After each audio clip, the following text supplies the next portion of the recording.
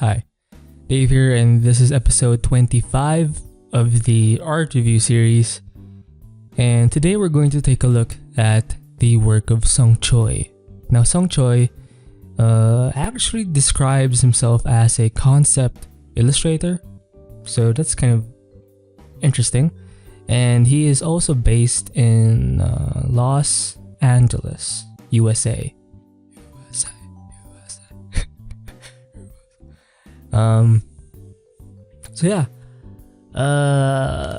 He's actually a very recent artist that I kind of found out about. Well, not super recent. I've kind of seen his work for a while, but thankfully I was able to find his art station, and he does have a lot of enough work. And he does have a website.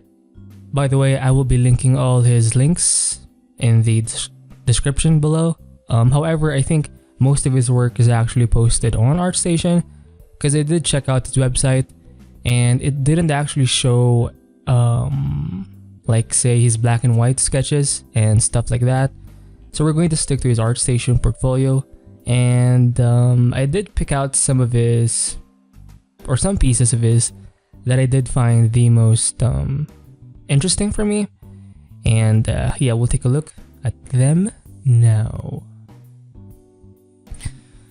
So this is actually one of his older stuff. So we're going to start from his more past work and work our way towards his more recent work. And now what's so cool about Choi is that he does have a nice painting background. And you can tell by this kind of study, for example, he's pretty good with his brushwork.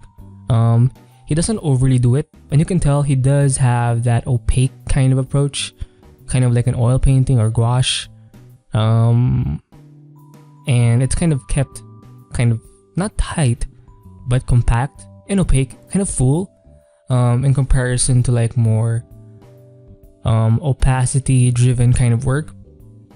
Like, because when you use kind of opacity types of brushes where you have a lot of transparency and stuff like that, you can see a lot of the strokes, and you can actually see a very intensive buildup of brush strokes. But when you use more opaque stuff, I feel like you can actually be more efficient. Kind of like, think of Derek Zabrocki, which we will be doing an art review of, and John Park's work.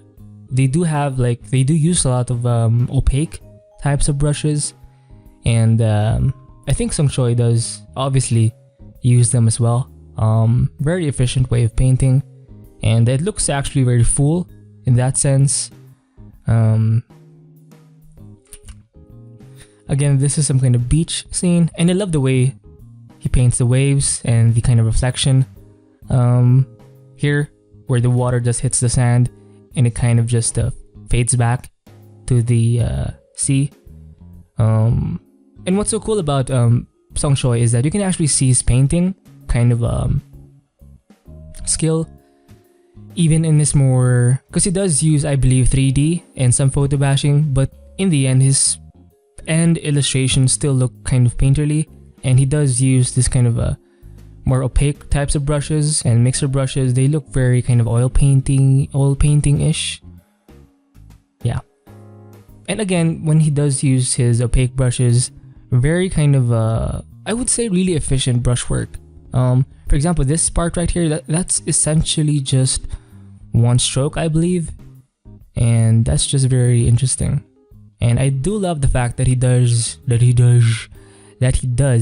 show the background kind of painting or canvas, and it does kind of give homage to the kind of traditional way of painting, where you kind of show off the kind of initial wash or something like that.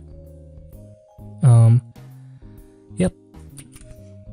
Now here you can actually tell, if you kind of zoom in and take notice, he does use some photos. He does he does use some photos, and but again, the end result does look like a painting, because he does overpaint or paint over the actual photos, and very good kind of blending skills, or photo bashing skills essentially. And again, if you kind of see it from afar, you can even tell or see the kind of texturedness in the edges sometimes that kind of comes with the brush. And not just the edges actually, even within the shapes. And that adds to the more painterly kind of feel. And I think Derek Zabrocki is a good example because he does photo bash also. And there's this nice blend between the photo and the more opaque kind of brush, which is very interesting because you wouldn't expect to make those two kind of different things blend well together. The more kind of oil painterly kind of stuff plus the photo bashing. So this one, I think maybe he did use some 3D. I feel he did add some kind of cinematic effect, and I think there's this kind of shift. I'm not sure if the term is lens correction in Photoshop, but you can kind of get a sense of it in the background. Very cool stuff. Although for this piece, I can't actually see his painting strokes, so this could be mostly 3D. Or maybe he's just that good. Possibly. Oh shit, I forgot to do that. Sorry. So this one is, I believe, a mix of painting, photo bashing. Oh, and you could tell from the clouds. He did just paint the clouds. And maybe some 3D perhaps. But again, it's hard to tell because it's well blended. And that's actually a key characteristic in his work. Very well blended stuff. But he does have a few pieces that kind of look very 3D, and I'm not a fan of those that's kind of super 3D, because even kind of 3D artists, they'll usually go back to Photoshop and kind of fix things up, and maybe do some simple 2D to kind of make it more less digital, if you know what I mean. Because if it's too kind of 3D rendered, it kind of takes away the fun, or it doesn't look very it looks kind of off to me. Again, maybe it's because of my 2D kind of focus. But yeah, it's well blended. Very cool stuff. And the Sung Choi actually focuses more a lot on environments and maybe some keyframes. And you can tell in this kind of piece, that's some photo textures right there. Photo bashing in some areas. Even this lizard, you can tell, it's kind of photo bashed. This is obviously some kind of Komodo dragon base, and then he painted over it to make it look like some kind of a really big lizard. But the clouds, shit, sorry about that.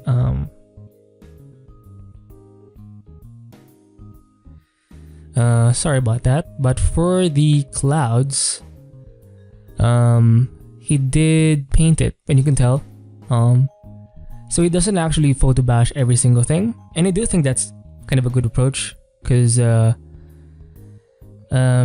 kind of more efficient, you know, because if you have to photo bash every single thing, you know, it's kind of, not everything has to be photo bashed. You can just paint things. You should let the photo bashing be some kind of supplement or accent to your main painting, I think. And I think it does a good job. Even these kind of folks right here, you can tell, I think they are obviously kind of photo bashed in. And then he did paint over it to make it more fit. And again, well blended. There's some nice atmosphere going on here. Yeah, and nothing is really off for me. Kind of makes sense.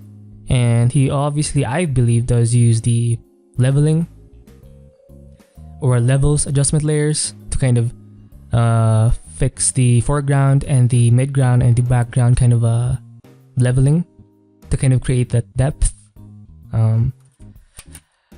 So I believe these are more concepts, obviously. Destiny, maybe? Because I think he does a lot of concepts for the game Destiny shit.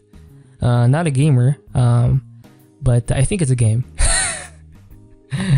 And I think these are more of his painting sketches for kind of quick concepts. Not sure, but they look pretty cool to me. And yeah, I love this though. The green lava. Very interesting. Now, I'm not sure if he used 3D for some of these, but shit. Sorry about that. Someone is... Anyway, so yeah. Oh yeah, so this is more of his... He does... I think it's a mix of everything again. some photo bashing, some painting, some 3D perhaps. But again, in the very end, it does look very kind of, it fits all.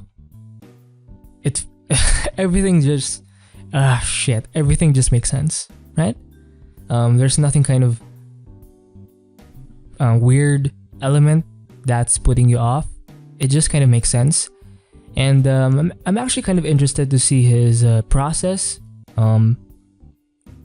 Maybe he really does start with some black and white sketches, because he does have a few examples of his black and white initial sketches, and then maybe he just develops them step by step. Or I'm not sure how he does approach his more complete illustrations, but very cool stuff. And again, his environments are very unique, very similar to Jun-an. If you check out episode 2, I believe, of the Art Review series, very vibrant work, and very interesting, very unique, and very concept arty, if I may say. Because right now, the only thing I can kind of do is like castles and shit, like a typical mountain with a castle on top, and it's like, so basic. And I want to be able to do more concepts of this nature where it's very unique, very different. Even this tree right here, it's kind of a mix between a mushroom and a tree, right? Very interesting looking stuff. And obviously I feel this could be in some kind of alien planet, because this looks more like a rover thing. Very vibrant and stuff. Oh, I love the birds. The kind of it does add some life. And he does add some nice details in the background, like the birds. The clouds could have been painted. Some parts could have been kind of photo bashed. And he does blend the two well enough that you actually can't tell the difference, because it's pretty much well blended. This one actually reminds me, this ship design does remind me of the ship in the Guardians of the Galaxy, kind of the main bad guy ship. It's a bit different, but it's very similar. The very longitudinal aspect to it. So obviously maybe these guys are some kind of invaders, maybe. And you can see the kind of cities, buildings falling apart. And these guys could be some kind of or maybe this guy is piloting this kind of mech, and then they're kind of the rebels and shit, maybe. For this piece, it does add some noise if you kind of focus in. A bit of noise. So these are some of his more... I'm not sure if he used 3D for this one and then generated a line sketch and then painted over it with Photoshop. Or maybe he just did everything manually, perhaps. These are some of his line sketches with some basic shading, perhaps in Photoshop. It's not really even a shading, it's more of a kind of a flat color. Very interesting, very cool thumbnails, and yeah. This is actually the kind of work that's neglected often, and I know I actually neglect this thing because I always want to do the paintings and shit, and I'm kind of always skipping the kind of figure, the problem solving, which happens in this kind of phase. And yeah, and maybe that's why I take too long sometimes in my paintings, because I'm kind of skipping this part, just figuring out the main silhouettes and stuff like that. And I think you can save a lot of time by just working on some thumbnails. And this is actually one, if you go back to the thumbnail stuff, this actually was one of the thumbnails, I believe. And again, it does look very well blended.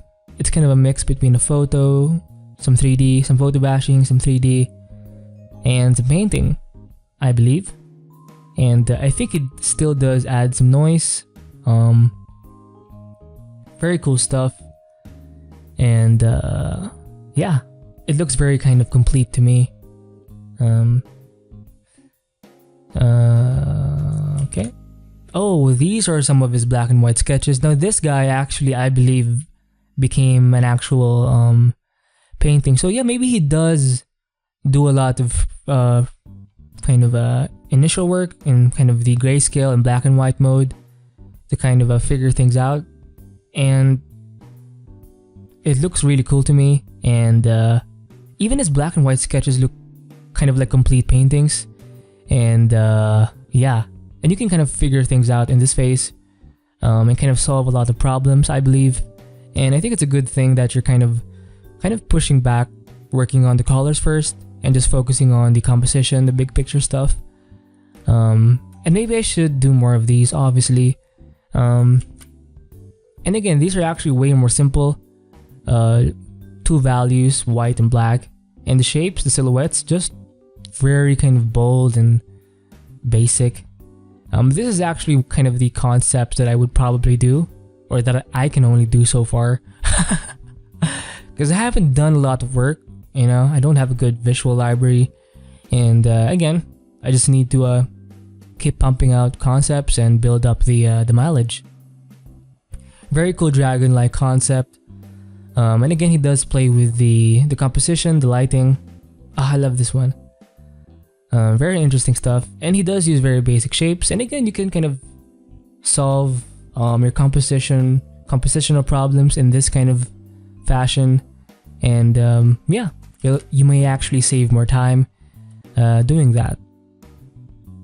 So these are actually a mix, kind of pure black and white, but it does have a basic kind of gray pass. This one does have a flat gray. This one does have a kind of a gradient. Same with this one. And this one does have a kind of a gradient gray. And you can see there's a kind of fade effect and the kind of main light source, or where the light hits, is around this area in the kind of bottom part of this castle. Even the rock design is very interesting. So maybe he does use some custom shapes, perhaps. Maybe. But he doesn't use it as much, because most of his work is kind of, especially his black and white stuff, it's kind of filled with the blacks. And he's focusing more on the big picture. Very cool stuff. And, ooh! This is actually one of my favorite black and white sketches of his, or paintings.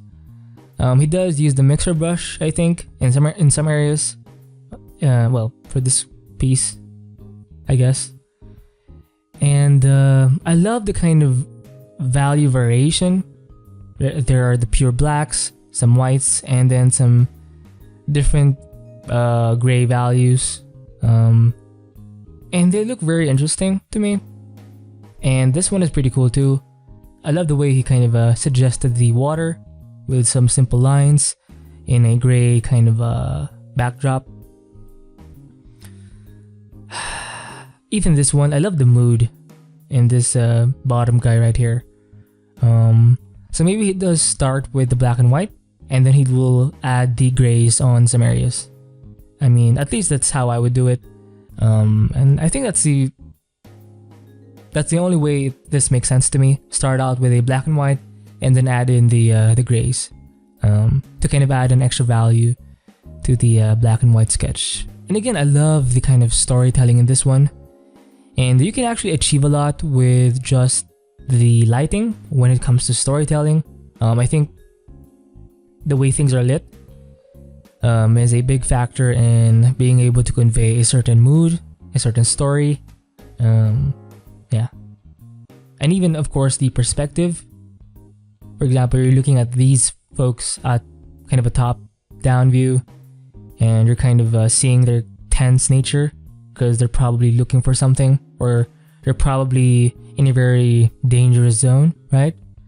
And this could be some kind of a sort of a being ready kind of moment, or yeah. This one is more epic. Maybe they just landed and there's this nice, you're seeing this from a worm's eye view, bottom up, and a nice mech in the background to be like dun, dun, dun, dun, dun. You know, it looks very epic. And yeah, Oh, so this is one of the black and white sketches that became a painting. And as you can see, it did the general kind of gist of the black and white sketch did make it to this final painting. Of course, he did add the colors and some extra bits of a dragon birds thing. Dragon birds creatures. And you can tell he did use some photos to kind of help with the texturing. But I do love this kind of effect right here. I'm not sure if he implanted a canvas texture or maybe it's part of his brushwork. But yeah, very cool stuff. And again, it looks very well done, very kind of complete. And nothing is really overpowering another thing. Everything just fits. The lighting is good, the atmosphere is good, the kind of radiation effect is good, or the leveling. It's darker here, and as you go further, it gets slightly lighter, right? And his work does have hue variety, which is very cool. It's not very boring, and you can see from the rocks alone, there are some yellow greens, some blues, different kind of shades and values and hues. They're not very strong, but they're kind of subtle enough to kind of give this painting life. Very cool stuff. And even this tail, you can see the kind of brushwork, his kind of oil paintingness that he does with his studies. You can tell he does love the kind of more opaque look. Yeah. And it does look like a painting from afar. So yeah. So for this one, I'm not sure if he actually used a photo or a 3D model, but again, well blended. Although for this one, I don't actually see a lot of painting, and I'm not a fan of the. I mean, it looks cool, but I would love to see more kind of painterly strokes, at least in some areas. It's not very apparent in this one, and yeah, again, he does add some noise to kind of tie everything together. And I believe this one he did use some 3D. But here you can actually see some painting strokes, I believe. Especially with this character and in some parts of the ground. And I do love that kind of mixed media kind of look, where it's kind of a mix of different techniques. And definitely one day I'll be doing some 3D. Oh, by the way, I did try to download 2.9 Blender. Version 2.9 Blender in my old Alienware laptop, and it just did not function. I think there was a problem with the graphics card or something. And yeah, I definitely need to fix my Dell XPS Tower PC, because but right now, you know, I'll stick to 2D first, and one day, once I get everything fixed, I can start doing more 3D work. Same kind of world or scene but different concept, or same concept but different it's a different kind of viewpoint. Oof. And again, a mix perhaps of 3D, some photo bashing, and some painting, and it does fit well together. Very well blended, and he did add a nice snow effect with some blur, motion blur perhaps, to kind of add more to the snowy atmosphere. Oh, I love the way he did the fire. See that? The kind of fade on top. Very cool stuff. It's actually kind of a complicated scene, and I'm not sure how he handled the lighting. Maybe he did this. Maybe the 3D helped, but I love this kind of shadow right here, and then this batch of light in the middle, and then some shadows all throughout the thing or stuff close to the building, or this structure right here. Oof. One of the first pieces I actually saw of him before, and this actually does remind me of John Park, because John Park does love his Komodo dragons and shit. And yeah, again, very painterly. Even the way he paints the folds of the skin, very well done. I'm not sure if he photo bashed anything here. Maybe he just painted everything. Maybe some base textures, and then he just painted on top. And I love the atmosphere. It's obviously in nighttime. But what's so cool is that if I would do a nighttime piece, I would add some blacks and shit. But in this case, he actually did not go that route. This is obviously kind of a moonlit piece, but it's still at night, but he was able to convey that night feeling without having to use some deep kind of blacks. And that's very interesting, the way he did that. He did paint the clouds, and you can see very big, bold strokes, and perhaps some mixer brushes to kind of help it fade out a bit. For the rock textures, maybe he did use a texture brush or maybe an initial photo and then he kind of warped it or something, and then he painted on top, perhaps. But this is so cool. Very fantasy related stuff, and I guess it does kind of a mixture between sci-fi and fantasy work. But again, he does focus more on environments and kind of keyframe kinds of frames. So this one is kind of a fantasy sci-fi because there's obviously some kind of planet in the background, and this is some kind of crater. Very cool stuff. So this could be some kind of 3D, I believe. It's, to me, this feels like a photo bashed piece, but it looks well put, especially in terms of the atmosphere and the lighting. I can feel the kind of the kind of morningness of this thing, or the sunset. To me, it feels more like a morning kind of time thing. Yep. Yeah, lots of photo bashing here. I don't see a lot of big kind of painterly strokes. Oof, and again, when it comes to his environments and concepts, very unique designs, and very concept arty, you know, not the kind of basic castles and shit. And they're actually kind of very inspiring. I'm not sure if you use 3D, but again, look at the amount of ideas implanted in this full scene. Some characters, some weird kind of... So this is a Destiny concept art piece. Yeah. But I don't actually see a lot of painting strokes, so this could be mostly 3D. Maybe in some of the characters, but for the actual environment, not much actually. Ooh. One of his he does a lot of Destiny work, and most of my favorite pieces are actually from this kind of game that he worked on. Very cool designs. And very unique, definitely unique. And you'll notice in the kind of level, if you've played with the Photoshop adjustment layers, especially with the levels adjustment layer, you can tell he doesn't actually do a lot of he doesn't make the darks pure darks or pure blacks. He pumps up the values a bit and makes it slightly grayish in a way. And it does have a nice look to it. It reminds me of the work of Eddie Mendoza. We did an art review of his work, and he does the same thing. He doesn't use the pure blacks. He'll make it slightly lighter, and I think it does add a nice environmental effect. Yeah. So maybe he did start with some shapes, big shapes, and then he just developed it, added some photo textures perhaps within those shapes with a perhaps clipping mask. Again, I don't actually know his actual process, but yeah, that's just me guessing. This could be actually 3D, I believe. This one feels painted to me, and even here you can see some of the strokes that comes with the painting.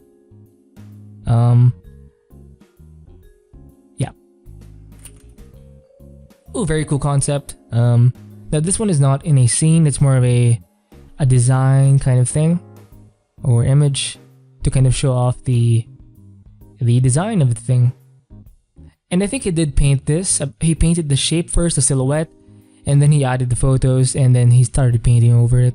Because you can see some of in the edges, especially the strokes, his very painterly kind of graphic strokes, and he painted within that kind of silhouette. And here you can even see his brushwork with the color dynamics on, because you can achieve some texturing with the color dynamics on if you just pump up the hue and brightness variation or jitter. You can get some very interesting textures with the color dynamics feature on. Now this one is more of a scene, and he did add a character for scale, and sometimes I actually do forget that, adding a character to the whole image. And again, well done, very interesting concept, and it's just a tree in a way, but the way it's kind of presented, it's obviously kind of reddish, and he did add some kind of vines and a kind of a web-like thing going on here with some, I forgot what these are called, but they're kind of leaves in a way. He did add them to the trees, and you can see some mixture brush work here. Well done. And he did add some noise, and again, the way he does the, or approaches his leveling with the adjustment layer level thing. Not purely dark or not totally dark, it's kind of grayish, and now this one is lots of photo bashing, especially with the leaves, and yeah, maybe some 3D base. Yeah, but I actually don't see a lot of painting strokes on this one, but cool nonetheless. Again, this actually feels like an Eddie Mendoza piece, right? Very interesting. And this one is actually kind of pixelized, so you can actually just get, you don't always have to have the high quality photos for your photo bashing, because you'll always end up painting over it in a way. So yeah, more Destiny concepts, and again, very good at photo bashing and painting at the same time.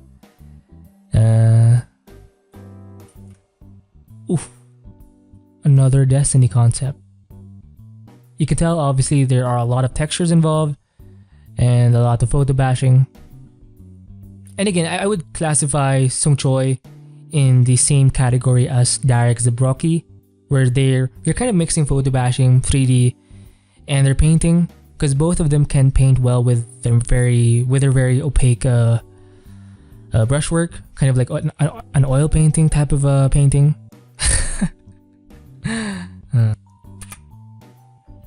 And he did add some noise again in the very end. Oh, some 3D work. Yeah, so he can do 3D concepts and shits. This is one of my favorite pieces, and this is actually a mix of, or more painting to me. And I love this kind of shadow right here that kind of hits the grass, and you can tell very painterly strokes with the grass. Maybe he did use some mixer brushes, some photo bashing perhaps, to kind of add some details or some general variation in terms of shapes.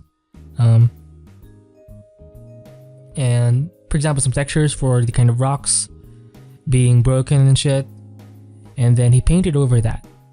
Even with the kind of leaves and shit kind of growing within the, or in the side of these structures, painted.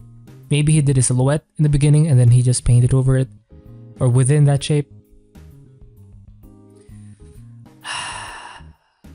So yeah, so this is more of a keyframe actually, and even these kind of brushwork, very bold, and I think he did use a lot of the, he did use the mixer brush, I believe, because you can see the kind of fade out effect, the mixing of the actual colors. He probably did that in the end, once he flattened this entire thing, perhaps.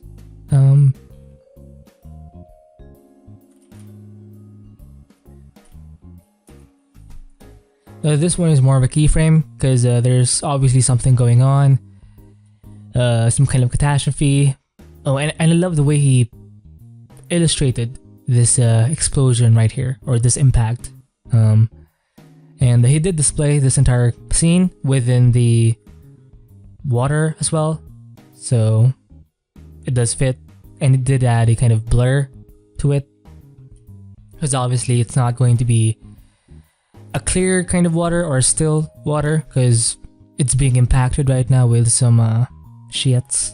And he did add some noise in the very end. Now this actual castle could be a 3D model or something. You can see most of the painting in the actual kind of smoke, but for the environment it's kind of hard to see in this view.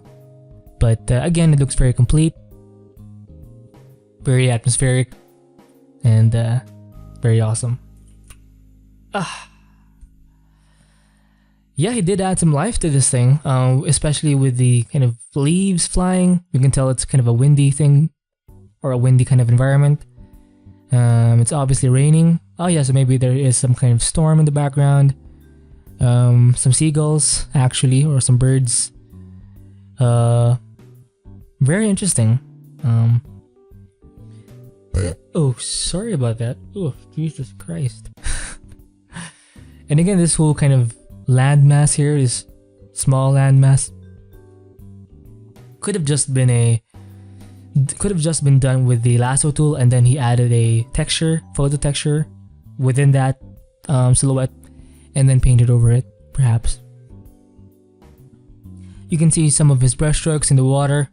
This entire thing in the background is a mountain, photo-bashed obviously, but again, it looks well done. It just fits, and there's this kind of nice blend to everything. And again, the leveling is correct, because this whole thing right here is kind of closer to you. It's in the foreground. This mountain hill right here is in the background, and then you've got the sky. And it's pretty good with the skies as well. He likes painting kind of stormy clouds and then adding a kind of an opening within those thick clouds for the sunlight. Very cool kind of design, image wise, and design wise. Very interesting concept. Oh, and here you can actually see he probably did use the lasso tool for this one, and then added some photo textures. You can even see it here. He did warp and use the transform kind of tools, and yeah, he painted over it.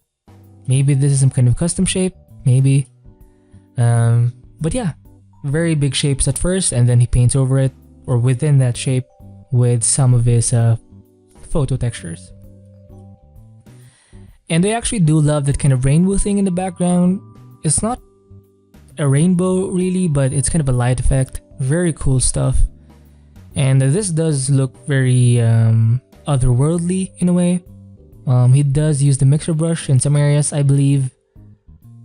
Oh, you can even see some of the color dynamics on with this specific brush.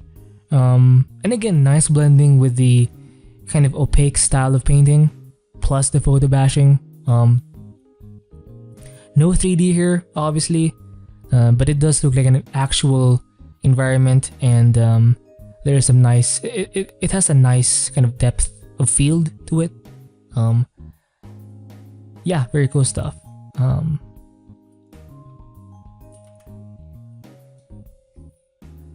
Oh, this one actually reminds me of Jun-an again, because of the kind of hue variety. It kind of has the same feel. If Jun-an did this piece, I would probably think it was his. Wait, what? you get my point. But yeah, very nice kind of effect. Oh, I think it's also because of the theme, very kind of fantasy-ish, and Jun-an does more fantasy work. And I think it does have a piece where something is glowing, where there's this kind of fairy, kind of angelic, kind of elvish figure. So yeah, it does look like a Jun-an piece. Again, well done. And I love the way he painted the water. Very interesting. And again, you can tell that he did lasso most of the mountains, and then he just added a photo texture, perhaps. kind of fill in the silhouette. Oof. So this is more of a sci-fi piece. Very well done. Nice atmosphere going on right here. And it's super hard. Well, not super hard, but it's hard to paint stuff like this, especially when it comes to space stuff, because you don't really have a lot of references to work with. I mean, we don't have a lot of environments in space. You know what I mean? Like, it's kind of empty for the most part. Not a lot of man-made stuff, so it's kind of hard to gauge how something will look in space.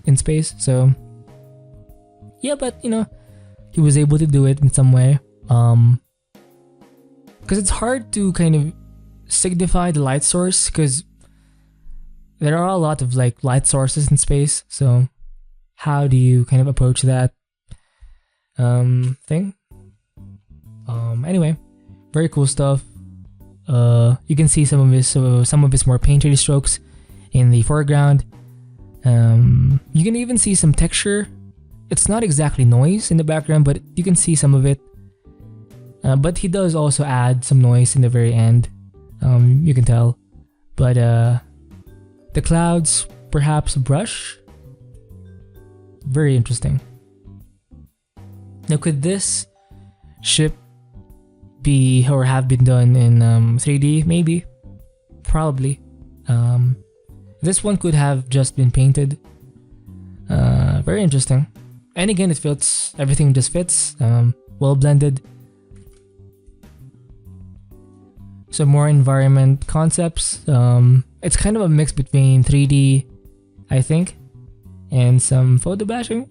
The clouds could have been painted, but a very nice kind of atmosphere. And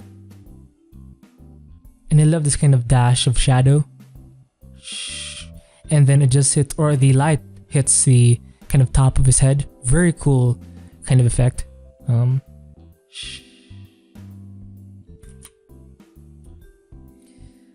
Lots of photo bashing. You can see he did add some noise. The noise is usually done in the very end. And again, you can tell, photo bashing. But he did start with the main kind of shapes.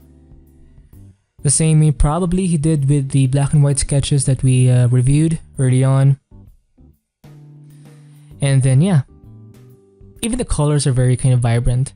Maybe he does use some gradient maps, not sure. But yeah, in a way he's kind of painting with the photos, you know what I mean? Yeah, very cool stuff. And yeah, this is his last piece that we're going to review for today. Most of it I believe is painted.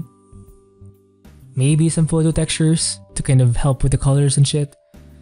But for the most part, I believe this is painted. I don't see a lot of 3D work in this piece.